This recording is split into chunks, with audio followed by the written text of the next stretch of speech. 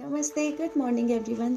आज मैं आप लोगों को एक क्वेश्चन का आंसर देने के लिए यहाँ पे हूँ। एंड मैं अपनी हर वीडियो के बाद कहती हूँ कि अगर आपको हेल्थ से रिलेटेड कोई भी प्रॉब्लम हो तो आप मुझे डीएम कर सकते हैं, मैसेज कर सकते हैं, मैं ज़रूर आपको आंसर करूँगी। बट मुझे सारे क्वेश्चंस स्पिरिचुअलिटी से रिलेटेड आते हैं तो आई थिंक मुझे जवाब देना चाहिए। एंड आज का जो क्वेश्चन है गाइस, ये है MX टकाटक पे मुझे किसी ने पूछा था और मैंने कभी भी MX टकाटक पे देखा नहीं ओपन करके मैसेज बॉक्स, कितने मैसेज आते हैं बट वहाँ पे बहुत सारे क्वेश्चन हैं।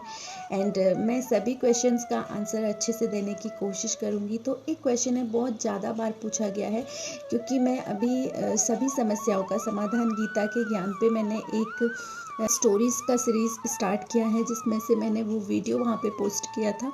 तो मुझे वहाँ से ये क्वेश्चन आया है, हम भगवान को कैसे पा सकते हैं, हमें कैसे पता चलेगा किस रूप में भगवान है, किस व्यक्ति में भगवान है, और भगवान को पाने का कोई आसान तरीका। पहली बात मैं आप लोगों को बताना चाहती हूँ कि भगवान को ढूंढने की ज़रूरत नहीं है, भगवान हर इंसान के अंदर है। ये कलयुग का दुर्भाग्य है, हम कह सकते हैं हमारा दुर्भाग्य है कि अगर इस सृष्टि में आपके सामने भगवान आ भी जाएं और आपको ये बताएं कि मैं भगवान हूँ, तभी भी आप उससे परिचय मांगोगे, उसके भगवान होने का प्रमाण मांगोगे। तो ये कलयुग का एक तरीके से दुर्भाग्य है। हर युग में भगवान को पाने के लिए बहुत कठोर तपस्या करनी पड़ी थी। एंड कलयुग का ये सौभाग्य भी है कि सिर्फ इस युग में नाम लेने मात्र से आपको भगवान मिल सकते हैं, आपके अच्छे कर्म करने मात्र से आपको भगवान प्राप्त हो सकते हैं। भगवान कहीं रहते नहीं हैं, स्पेशली कोई जगह नहीं है रहने की। भगवान इस सृष्टि के कण कण में है।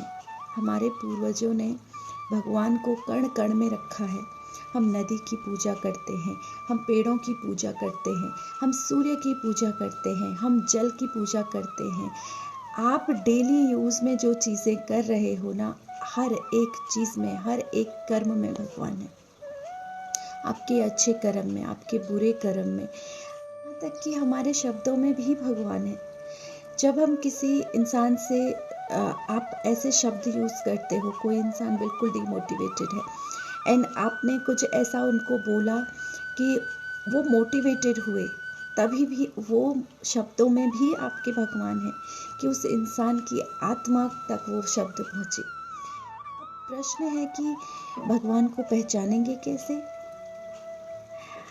भगवान को प्राप्त कैसे करेंगे, है ना। के लिए आपको बहुत कुछ नहीं करना है। भगवान को प्राप्त करने के लिए आपको डेली, हर दिन अपने कर्मों को अच्छा करिए। ऐसा नहीं है कि आपने सोमवार का व्रत लिया तो सोमवार को आप अच्छा करोगे, मंगलवार को अच्छा नहीं करोगे, ऐसे नहीं चलता है।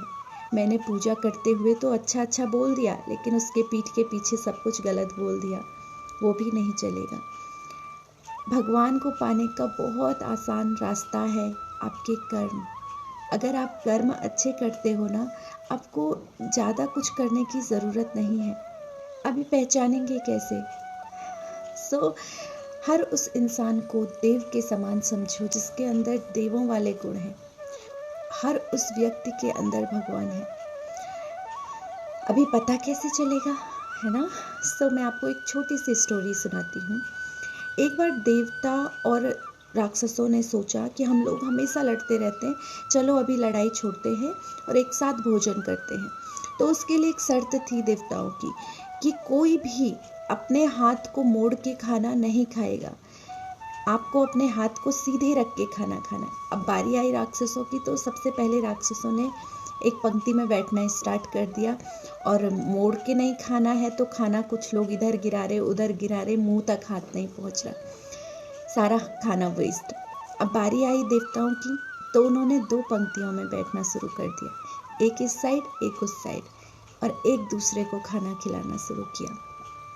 ये डिफ्रेंशिएट करता है देवताओं को और राक्षसों को। जब कोई व्यक्ति ऐसा जो बिना अपने मतलब के किसी की मदद करे, बिना अपने स्वार्थ के किसी की मदद करे, हर इंसान के लिए देने की भावना रखे, बिना कोई स्वार्थ हर मनुष्य, हर इंसान की मदद करने के लिए आगे आए, उसके अंदर देव के गुण हैं। और जो इंसान बेवजह जलन, ईर्ष्या, घमंड ये सब कारणों से दूसरे के चेहरे से भी खुशी छीन ले, यानी राक्षसों का गुड़ मैंने नहीं खाया तो कोई और भी नहीं खाएगा। किसी का भला नहीं होना चाहिए, मेरा नहीं हुआ तो। किसी के अंदर आपको अगर ये भावना दिखती है, किसी के कर्म में आपको अगर ये भावना दिखती है, वो राक्षस। तो राक्षस और देव कुछ नहीं है, हमारे कर्म ही हमको राक्षस और हमारे कर्म ही हमको देव बनाते हैं। भाग्य है कलयुग का कि हम इतने भगवान को पुकार नहीं पा रहे हैं। हम सिर्फ कर्म भी अच्छे नहीं कर पा रहे हैं, हम सिर्फ शब्द भी अच्छे नहीं बोल पा रहे हैं। तो इस चीज़ पे काम करिए, आपको ज़रूर भगवान मिलेंगे। हमेशा कहती हूँ और मानती हूँ और इस चीज़ को फॉलो करती हूँ कि अपने शब्द हमेशा सोच समझ कर निकालिए। गुस्से में कभी भी कोई रिएक्शन मत दिखाइए, शांत मन से सोचिए, सही गलत को समझ कर कोई बात बोलिए। क्योंकि यहाँ पे ना पाप का मतलब ये नहीं होता है कि आपने किसी का मर्डर कर दिया तो ही आप पापी हो। पाप का मतलब होता है मन, कर्म और वचन से। आप किसी को शब्दों से भी मार सकते हो, तो आपके शब्द भी किसी को मार देना वो भी पाप है। मन, अगर आपकी भावना किसी के लिए गलत है और आप उसको गलत भावना के साथ उसके साथ कुछ कर रहे हैं, वो भी पाप है। और कर्म तो है ही अगर आप कुछ गलत कर रहे हो। सो अगर आप ये चीज़ों का बहुत ध्यान रखोगे, आप ये चीज़ों पे काम करते हो, ये चीज़ें आपको इम्प्रूव करती है, अच्छा इंसान बनाती है, आपकी मेंटल हेल्थ, फिजिकल हेल्थ को भी अच्छा करती है, सोशल इमोशनल हेल्थ को भी अच्छा करती है। और जहाँ ये सारी चीज़ें आपने पाली, आप अपने सोल से मिलोगे जहाँ भगवान पहले से है। Thank you so much everyone ये वीडियो को देखने के लिए। और क्वेश्चंस आप मुझे भेज सकते